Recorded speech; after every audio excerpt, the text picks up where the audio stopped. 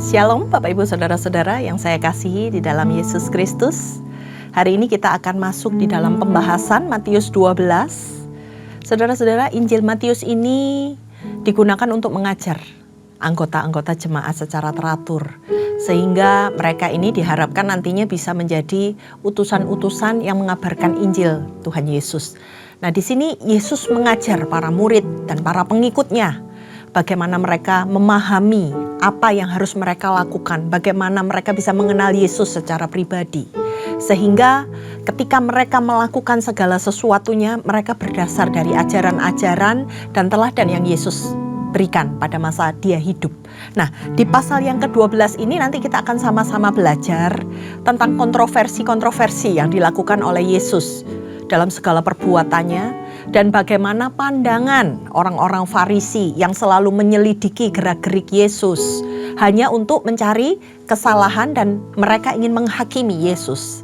Tapi di sini nanti kita akan belajar bagaimana melalui percakapan-percakapannya Yesus bisa menjawab, Yesus bisa menjelaskan sanggahan-sanggahan melalui perumpamaan-perumpamaan dan pernyataan-pernyataan yang akan Yesus lakukan. Nah, mari saudara-saudara, sebelum kita masuk, kita siapkan hati kita.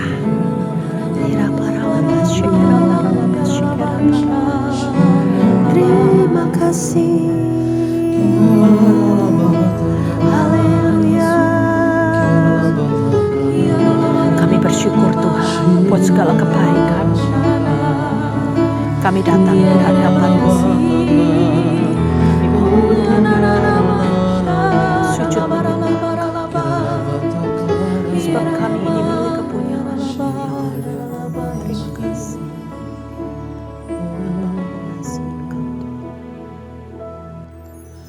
Di hadapan hadirat-Mu ya Bapa, ku datang dengan penuh kerinduan. Di hadapan hadirat-Mu ya Bapa, segala keangkuhanku hilang. Di hadapan hadirat-Mu ya Bapa, ku datang dengan penuh kerinduan. Di hadapan hadirat-Mu ya Bapa, segala keangkuhanku hilang. Ku sembah Kau ya Bapa, ku sembah Kau ya Tuhan. Ku tinggikan nama-Mu Yesus dalam hidupku selalu. Ku sembah Kau ya Bapa, ku sembah Kau ya Tuhan. Ku tinggikan nama-Mu Yesus dalam hidupku selalu.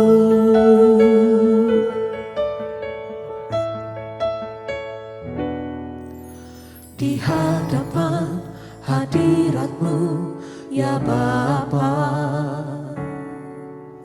ku datang dengan penuh kerinduan. Di hadapan hadirat-Mu ya Bapa, segala keangkuhanku hilang. Ku sembah Kau ya Bapa, ku sembah Kau ya Tuhan. Ku tinggikan nama-Mu Yesus dalam hidupku selalu ku sembah Kau, ya Bapa, ku sembah Kau, ya Tuhan, ku tinggikan nama-Mu Yesus dalam hidupku selalu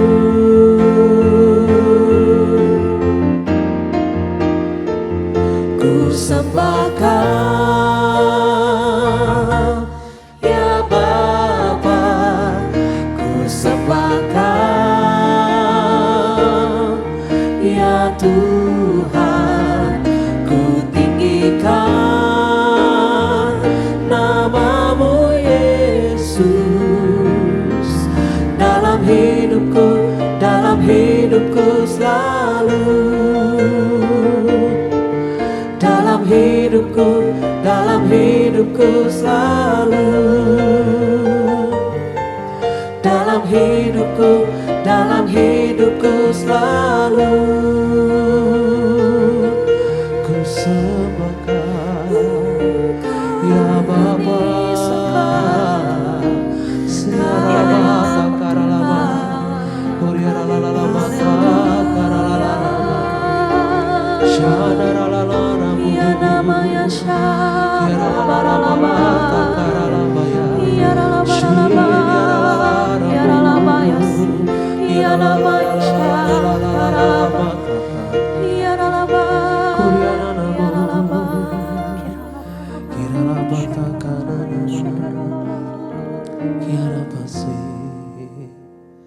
Kasih Tuhan sungguh mulia, tulus dan sempurna mengasihiku. Pengorbanan di Kalvari sungguh berharga, Kau tebus dosaku. Terpujilah Tuhan Yesus, ditinggikan di atas pujian. Dari dalam lubuk hatiku, ku sujud dan berterima kasih. Terpujilah Tuhan Yesus, ditinggikan di atas pujian. Dari dalam lubuk hatiku, ku sujud dan berterima kasih.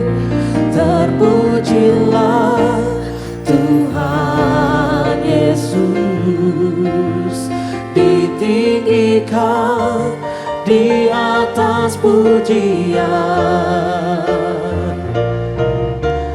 Dari dalam lubuk hatiku, ku sujud dan berterima kasih.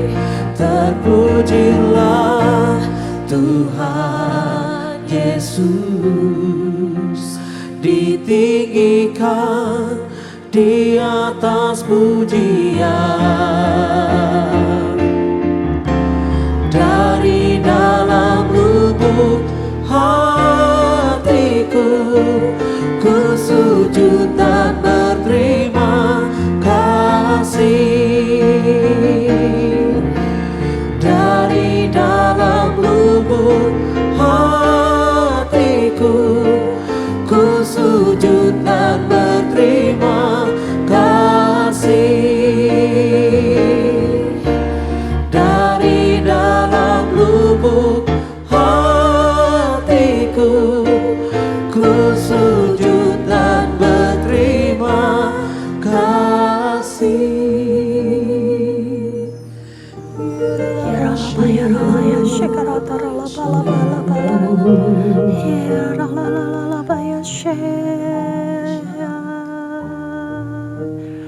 Engkau Allah yang kami percaya Tuhan, melebihi segala sesuatu yang ada di muka bumi ini. Engkau Allah yang dapat kami andalkan untuk kami boleh melewati segala masa dan musim dalam hidup kami. Tuhan, kami perlu pegangan di dalam kehidupan kami. Kami perlu tuntunan yang datangnya daripadamu untuk kami boleh melewati segala hal yang ada di hadapan kami. Untuk itu kami mau belajar lebih lagi ya Tuhan. Bukan hanya merenungkan firman-Mu, tetapi menjadi pelaku-pelaku firman-Mu. Berbicaralah Tuhan atas setiap kami. Engkau kuatkan ya Tuhan setiap kami yang lemah. Engkau teguhkan setiap kami yang goyah ya Bapa. Supaya di dalam kehidupan kami ini kami semakin berbuah. Dan kami semakin ya Tuhan bisa menjadi berkat buat setiap orang-orang yang Tuhan taruh di sekeliling kami. Terima kasih ya Bapa, terpujilah namamu hanya di dalam nama Tuhan Yesus. Haleluya. Amin. Baik saudara-saudara, Matius 12 ini cukup panjang. Ada 50 ayat ya saudara-saudara. Dan ada 7 perikop yang disampaikan dalam beberapa percakapan. Dan ini merupakan pengajaran-pengajaran tentang real life yang terjadi pada masa itu. Dan tentunya juga bisa relate dengan kehidupan kita hari-hari ini. Kita mulai dengan perikop yang pertama, yaitu murid-murid memetik gandum pada hari Sabat. Pada waktu itu, pada hari Sabat, Yesus berjalan melewati ladang gandum. Karena lapar, murid-muridnya mulai memetik bulir gandum dan memakannya. Melihat itu, berkatalah orang-orang Farisi kepadanya, "Lihatlah murid-muridmu melakukan sesuatu yang tidak diperbolehkan pada hari Sabat." Saudara-saudara, kita semua tahu Sabat itu adalah hari perhentian, hari istirahat. Setelah bekerja 6 hari lamanya, kita boleh beristirahat 1 hari dan melakukan ibadah kita pada hari itu. Mendengar firman Tuhan, melakukan ibadah. Nah, para ahli Taurat ini menetapkan banyak peraturan-peraturan yang mereka buat sendiri. Mereka tulis terperinci tentang apa-apa saja yang boleh dilakukan dan apa-apa saja yang tidak boleh dilakukan oleh umat Tuhan pada hari Sabat. Nah, dalam kumpulan peraturan-peraturan Yahudi ada disebut dalam kitab Misnah, itu ada 39 pekerjaan yang tidak boleh dilakukan di hari Sabat. Salah satunya adalah tidak boleh menuai di hari Sabat. Nah, permasalahannya saudara-saudara, murid-murid Yesus memetik bulir gandum di hari Sabat, di mana itu ada di kebun orang. Sebenarnya nggak apa-apa saudara-saudara memetik bulir gandum ketika mereka sedang melewati, karena itu diatur di dalam Ulangan 23 ayat 25. Ketika kamu melewati ladang gandum sesamamu yang belum dituai, engkau boleh memetik bulir-bulir gandumnya dengan tanganmu, tapi tidak boleh dengan sabit.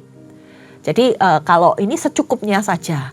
Nah, di sini ahli-ahli Taurat itu bukan mempersalahkan mereka memetik bulir-bulir gandum di tempat orang lain, tetapi mereka melakukannya di hari Sabat. Sedangkan aturan yang mereka buat itu mereka tidak boleh menuai pada hari Sabat.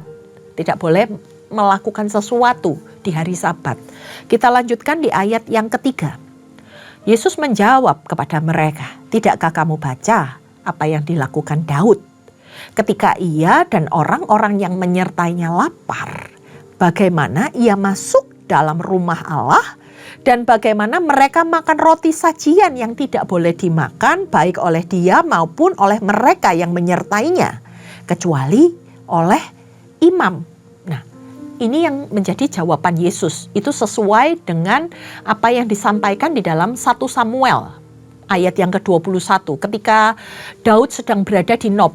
Nah, ketika dia dan para pengikutnya lapar ketika menjalankan tugas, maka Daud meminta roti kepada Imam Ahimelek. Dan imam itu memberikan roti yang kudus yang biasanya hanya boleh dimakan oleh para imam. Dan hari itu Daud boleh memakannya bersama dengan para pengikutnya. Nah, di sini Yesus itu sedang seolah-olah itu sedang menyampaikan bahwa ada hubungan antara dirinya dengan Daud. Karena Yesus itu dikatakan sebagai anak Daud, disebut-sebut sebagai anak Daud. Yesus sedang menyampaikan apa yang pernah dilakukan Daud pada masanya. Kita lanjut di ayat yang ke-5. "Atau tidakkah kamu baca dalam kitab Taurat bahwa pada hari-hari Sabat, imam-imam melanggar kekudusan Sabat di dalam bait Allah, namun tidak bersalah. Aku berkata kepadamu, di sini ada yang melebihi bait Allah. Yesus menunjuk kepada imam-imam yang bekerja pada hari Sabat untuk mempersembahkan korban. Dan imam-imam itu tidak bersalah. Dan Yesus mengingatkan mereka, hari ini di bait Allah itu memang penting. Tapi hari itu di hadapan mereka ada yang lebih penting dari bait Allah, yaitu Yesus sendiri. Yesus sedang mengutarakan pengajaran bahwa dia itu melebihi dari bait Allah yang selama ini sebagai tempat di mana mereka beribadah. Yesus lebih penting dari segalanya. Kita lanjutkan di ayat yang ke-7. Sekiranya kamu mengerti maksud firman ini, yang ku kehendaki ialah belas kasihan dan bukan persembahan. Tentu kamu tidak menghukum orang yang tidak bersalah, sebab Anak Manusia adalah Tuan atas hari Sabat. Di sini Yesus mengajar mereka tentang belas kasihan. Nah, ini dikutip saudara-saudara dari kitab Hosea. Hosea 6 ayat yang ke-6.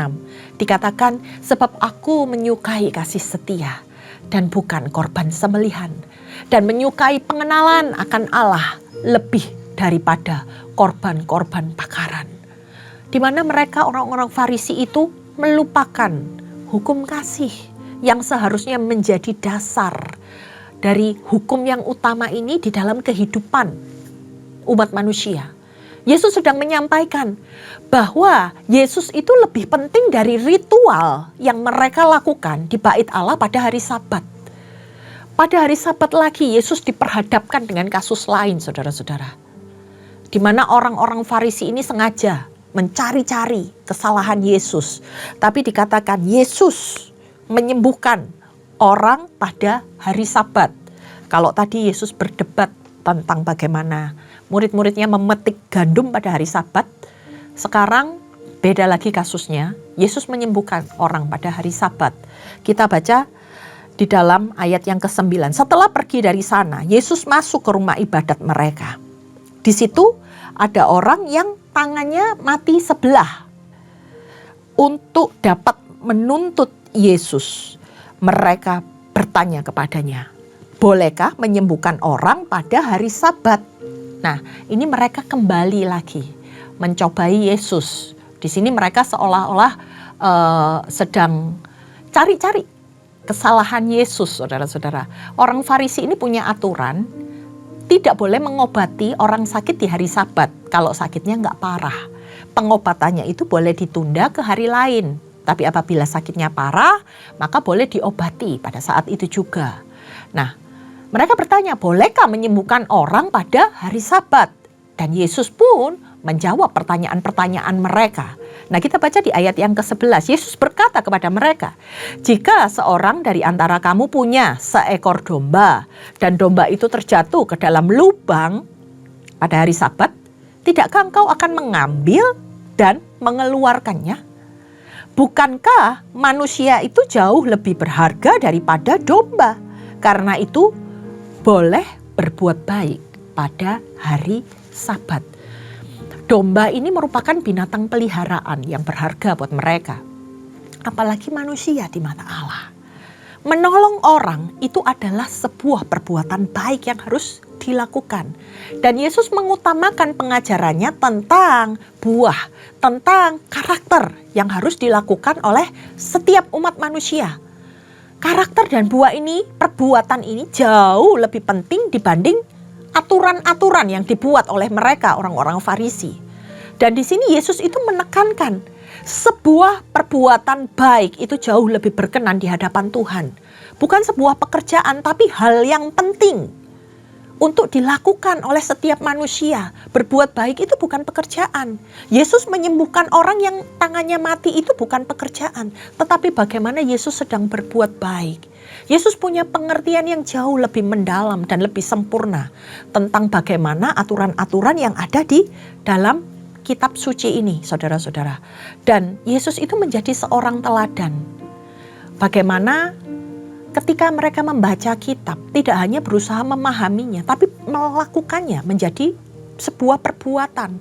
Nah, sementara orang-orang Farisi ini dengan sengaja mencari-cari kesalahan Yesus dan mereka ingin menghukum dia. Ini disampaikan di dalam perikop tentang Yesus menyembuhkan orang pada hari Sabat. Nah, dalam perikop berikutnya disebutkan Yesus sebagai hamba Tuhan. Dalam penjelasan ayatnya, saudara-saudara kalau baca, Yesus itu memiliki banyak pengikut.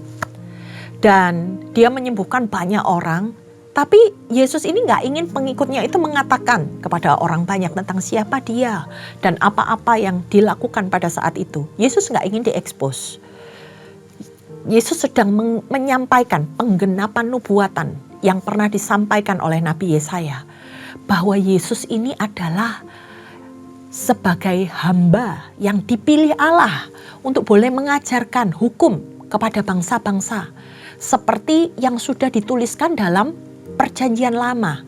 Saudara-saudara, cara yang dilakukan Yesus itu sama dengan cara-cara yang dilakukan oleh hamba Tuhan yang pernah ditulis oleh Nabi Yesaya, yaitu dalam Yesaya 42 ayat 1-4. Yesus sekalipun di tengah kecaman, di tengah intimidasi, Yesus melakukan tugasnya dengan tenang.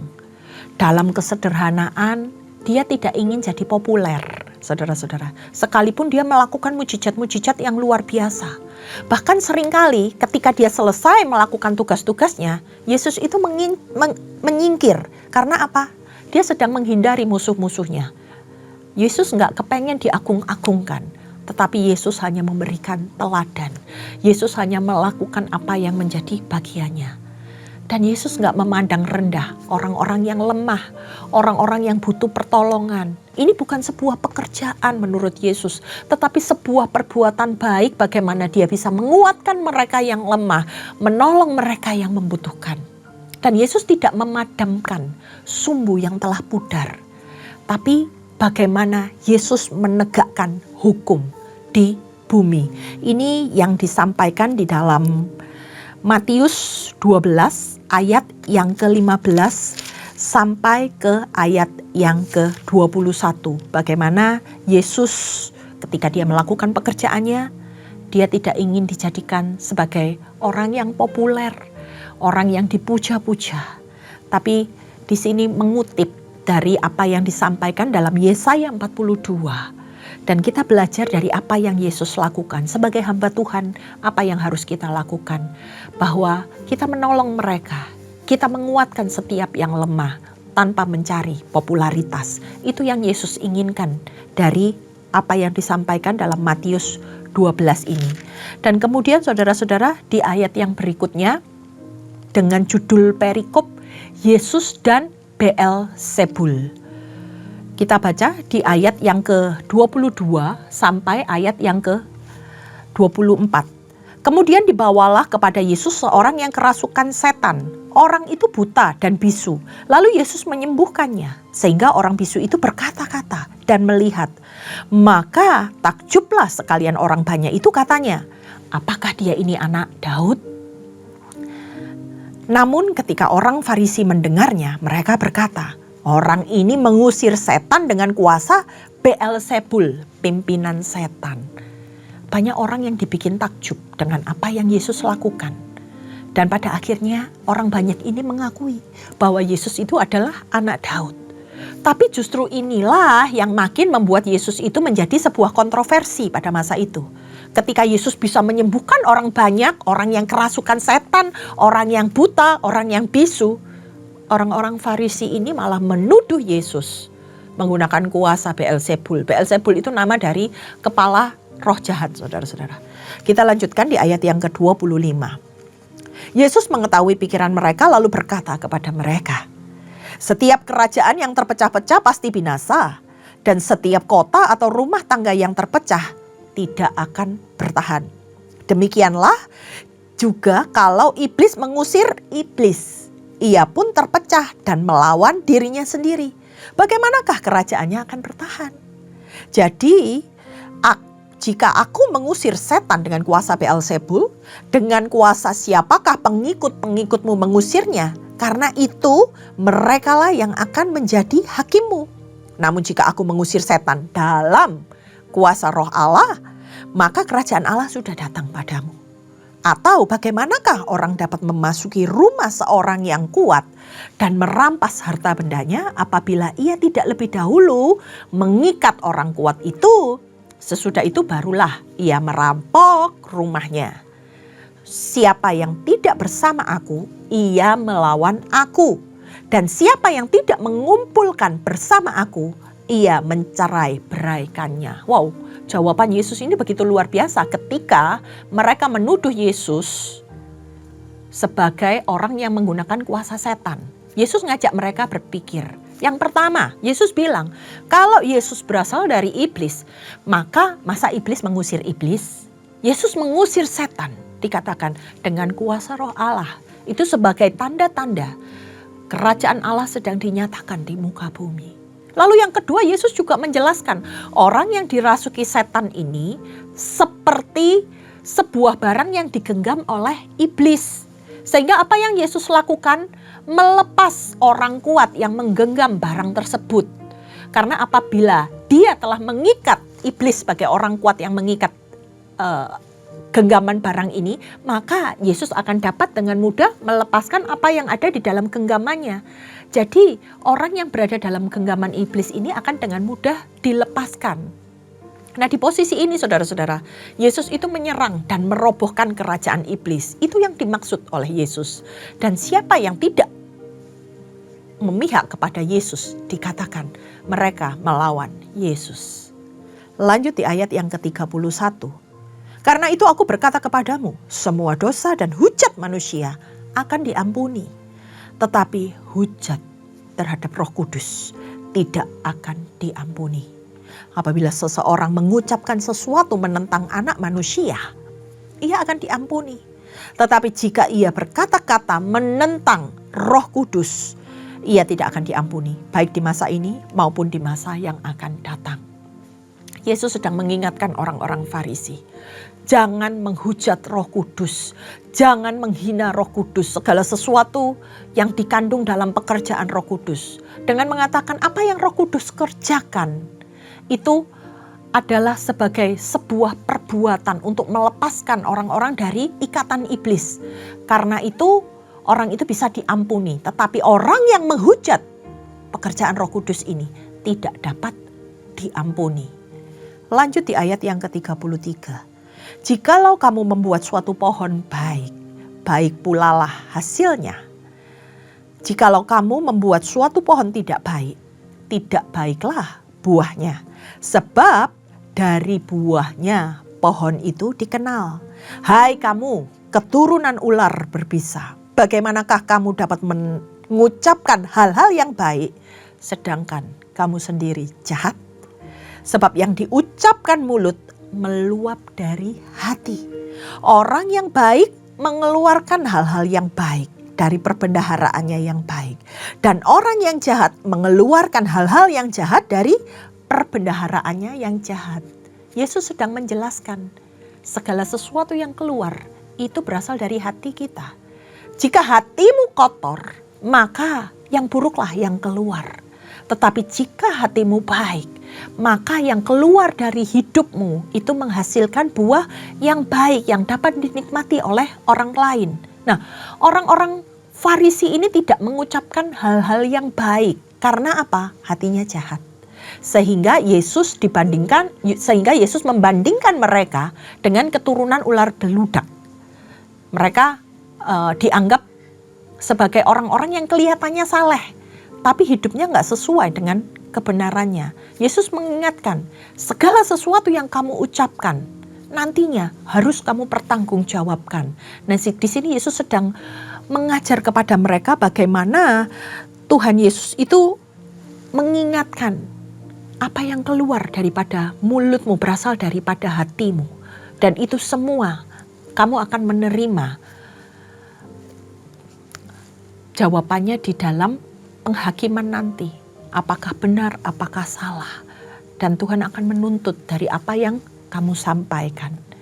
Kemudian di dalam perikop selanjutnya dikatakan tanda Yunus. Nah, di perikop ini saudara-saudara, orang Farisi ingin meneliti apakah Yesus ini adalah seorang nabi.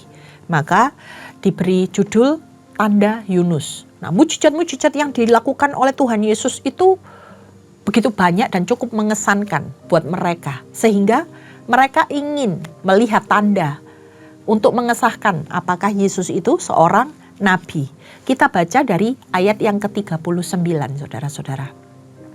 Jawabnya kepada mereka, generasi yang jahat dan tidak setia ini menuntut suatu tanda.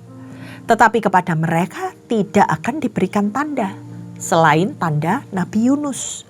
Sebab seperti Yunus tinggal dalam perut ikan 3 hari 3 malam. Demikian juga Anak Manusia akan tinggal dalam rahim bumi 3 hari 3 malam. Yesus bilang dia tidak akan memberikan tanda yang diminta oleh orang-orang jahat itu. Orang-orang yang tidak setia kepada Tuhan seperti mereka. Mereka aja melakukan hal-hal yang gak benar. Buat apa mereka menuntut Yesus untuk mencari bukti yang menguatkan kedudukan Yesus? Dan di ayat yang ke-40 ini Yesus sedang menjelaskan apa yang akan terjadi nantinya dalam hidupnya. Mirip seperti apa yang dialami oleh Yunus dalam perut ikan selama 3 hari. Demikian juga Anak Manusia akan dikuburkan dalam perut bumi selama 3 hari. Dan setelah 3 hari, kalau Yunus keluar untuk pergi ke Niniwe, demikian juga Yesus. Dia akan bangkit di hari ketiga dari antara orang mati. Lanjut di ayat yang ke-41. Pada waktu penghakiman, orang-orang Niniwe akan bangkit bersama generasi ini dan menghakimi mereka. Sebab orang-orang Niniwe itu bertobat ketika mendengar pemberitaan Yunus. Dan sesungguhnya yang ada di sini lebih dari Yunus. Pada waktu penghakiman, Ratu dari Selatan itu akan bangkit bersama generasi ini, menghakimi mereka juga. Sebab Ratu ini datang dari ujung bumi untuk mendengarkan hikmat Salomo. Dan sesungguhnya yang ada di sini lebih daripada Salomo. Di ayat ini saudara-saudara, Yesus sedang menjelaskan orang Niniwe saja yang bejat bisa bertobat ketika diinjili oleh Nabi Yunus. Sedangkan hari itu yang ada di hadapan mereka ini Mesias, jauh melebihi seorang Yunus. Lalu di ayat yang ke-42 dikatakan Ratu Syeba yang berasal dari negeri selatan, dia aja datang dari negeri yang jauh cuman untuk mendengarkan hikmat dari Salomo. Dia rela datang. Dan Yesus mengatakan bahwa Yesus ini bahkan melebihi dari hikmat yang ada yang dimiliki oleh Salomo. Tapi mereka tidak mau mendengarkannya, mereka tidak mau bertobat. Ini sebagai jawaban-jawaban ketika Yesus diberikan pertanyaan dan bagaimana Yesus bisa menjawab. Kemudian ada satu lagi percakapan yaitu tentang kembalinya roh jahat. Kita baca di ayat yang ke-43. Apabila roh jahat itu keluar dari seseorang, ia mengembara ke tempat-tempat yang tandus dan mencari perhentian, tetapi tidak menemukannya. Lalu ia berkata, aku akan kembali ke rumah yang telah kutinggalkan itu. Ia pun pergi dan mendapati rumah itu kosong, bersih dan tersapu, dan rapi teratur. Lalu ia keluar dan membawa serta 7 roh lain yang lebih jahat daripada dia. Mereka masuk dan tinggal di situ. Akhirnya keadaan orang itu lebih buruk daripada keadaannya yang semula. Demikian juga akan berlaku atas orang-orang yang jahat ini. Saudara-saudara, roh jahat itu senang tinggal dalam manusia. Ketika diusir, mereka keluar. Tapi mereka mencari tempat-tempat perhentian lain. Tapi roh-roh jahat ini tidak merasa sesuatu yang menyenangkan di tempat-tempat yang tandus, dikatakan di dalam Alkitab. Maka dia berkelana. Dan kemudian dia akan melihat kembali orang yang pernah dia masuki. Dan dia melihat ternyata kondisi yang pernah dia tinggali itu. Wah, rumahnya, bangunannya terlihat rapi dan bersih. Karena apa? Orang ini tidak menjagai rumahnya, tidak menjagai hatinya dengan Roh Kudus. Maka roh itu melihat ada kekosongan. Lalu dia kembali menempati rumah yang kosong tersebut bersama dengan rekan-rekannya.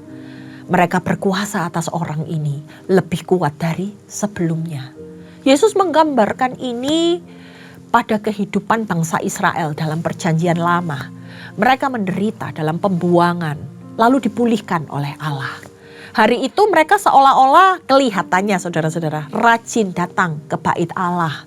Seperti semuanya mereka lakukan dengan tertib dan rapi. Tapi ternyata mereka itu dalam bahaya kerohanian. Perhatikan saudara-saudara, orang yang datang ke gereja setiap minggu, orang yang kelihatannya rajin, itu belum tentu aman secara kerohanian. Bisa jadi mereka hanya melakukan ritual. Karena hal ini juga Yesus lihat dalam kehidupan mereka. Mereka sedang berada dalam bahaya kerohanian. Mereka sudah masuk ke dalam tanah perjanjian. Mereka sudah tertata rapi hidupnya. Mereka sudah datang kembali ke bait suci. Dan mereka melakukan ibadah-ibadah. Tapi bukan melakukan apa yang benar. Mereka tidak mau mengisi kehidupan mereka dengan pengajaran-pengajaran dari Yesus. Mereka tidak mengizinkan Roh Kudus menguasai hidupnya untuk membentengi hidupnya dari gangguan roh-roh jahat. Sehingga mereka terjerumus kembali kepada hal-hal yang lebih parah yang mengikat mereka sebelumnya. Apa saja? Kalau kita lihat dari kehidupan orang-orang Farisi, mereka fanatik. Merasa diri mereka itu benar dengan segala ketentuan dan peraturan yang mereka buat sendiri. Mereka melakukan ibadah hanya untuk dipertontonkan. Mereka adalah orang-orang yang sombong sehingga susah sekali untuk ditegur. Mereka melakukan segala sesuatu seperti pikiran mereka sendiri. Dan banyak hal-hal lain yang justru membawa kehidupan mereka lebih terpuruk jatuh ke dalam dosa. Ini yang berusaha Yesus ungkapkan dalam perikop kembalinya roh jahat. Di perikop terakhir kita akan membahas tentang Yesus dan sanak saudaranya. Kita baca di dalam ayat 46. Ketika Yesus masih berbicara dengan orang banyak itu, ibunya dan saudara-saudaranya berdiri di luar dan ingin berbicara dengan dia. Seorang berkata kepadanya, "Lihatlah, ibumu dan saudara-saudaramu ada di luar dan ingin berbicara dengan engkau." Jawab Yesus kepada orang yang berkata kepadanya, "Siapakah ibuku? Siapakah saudara-saudaraku?" Lalu katanya sambil menunjuk ke arah murid-muridnya, "Inilah ibuku dan saudara-saudaraku. Sebab siapa saja yang melakukan kehendak Bapa-Ku di surga, dialah saudaraku laki-laki, saudaraku perempuan, dan ibuku." Dalam melakukan tugas pelayanannya saudara-saudara, Yesus itu fokus pada jiwa-jiwa. Sehingga dia menganggap ini sebagai keluarga barunya. Yesus memiliki keluarga yang dikatakan orang-orang yang melakukan kehendak Bapa-Ku di surga. Itu merupakan saudara seiman dari Yesus. Yesus sedang mengajarkan kepada mereka, bukan mengabaikan keluarganya, tetapi bagaimana ketika kita melayani, kita itu sedang berada di dalam keluarga. Orang-orang yang Tuhan tempatkan untuk ada di sekeliling kita, untuk sama-sama hidup bersama, untuk sama-sama membangun kerajaan Allah, yang sama-sama melakukan kehendak Bapa. Jadi dari segala sesuatu yang bisa kita pelajari hari ini saudara-saudara, kiranya kita bisa dicerahkan, kiranya kita semakin bisa disempurnakan untuk menjadi seperti Kristus. Segala apapun yang kita lakukan mungkin dilihat baik oleh orang-orang yang ada di sekitar kita. Mungkin kita dipandang sebagai seorang yang rohani. Mungkin kita dipandang sebagai seorang hamba Tuhan yang berhasil. Mungkin kita dipandang sebagai orang yang sukses. Tapi perhatikan saudara-saudara, yang penting bukan apa yang di luar, tetapi apa yang ada di dalam. Dan bagaimana kita benar-benar setiap hari, sepanjang hari bisa dikuasai oleh Roh Kudus. Supaya segala sesuatu yang dari luar sana tidak menguasai kehidupan kita. Jadi bukan apa yang dilihat orang, tetapi apa yang baik menurut Tuhan yang kita kerjakan dari dalam hati dan hidup kita. Demikian yang bisa saya sampaikan, mari kita berdoa. Perbaharui kami ya Tuhan. Kami gak pengen binasa. Kami gak ingin gagal di dalam menjalankan kehidupan kami. Entah itu sebagai hamba Tuhan sebagai pelayan Tuhan, sebagai seorang keluarga ya Bapa, yang Tuhan taruh di dalam keluarga kami masing-masing Tuhan. Kami tahu Tuhan, kami harus melakukan bagian kami, dan hari ini kami boleh belajar banyak hal ya Tuhan, tentang apa-apa saja yang harus mendasari kehidupan kekristenan kami. Kami mau ya Tuhan bukan menjadi pendengar saja, tetapi melakukan setiap firman-Mu, dan kiranya buah yang kami hasilkan di dalam kehidupan kami ini dapat dinikmati. Dan segala sesuatu yang menjadi ucapan Tuhan bisa menjadi rema dan pegangan di dalam kehidupan kami, sehingga kami tidak diombang-ambingkan dengan apa yang ada di muka bumi ini. Berdaulatlah atas hidup kami ya Tuhan, dan kami merendahkan hati dan hidup kami hanya di dalam nama Tuhan Yesus Kristus. Amin. Baik, terima kasih saudara-saudara, kita sudah selesai dan sampai berjumpa esok hari. Tuhan Yesus memberkati. Amin.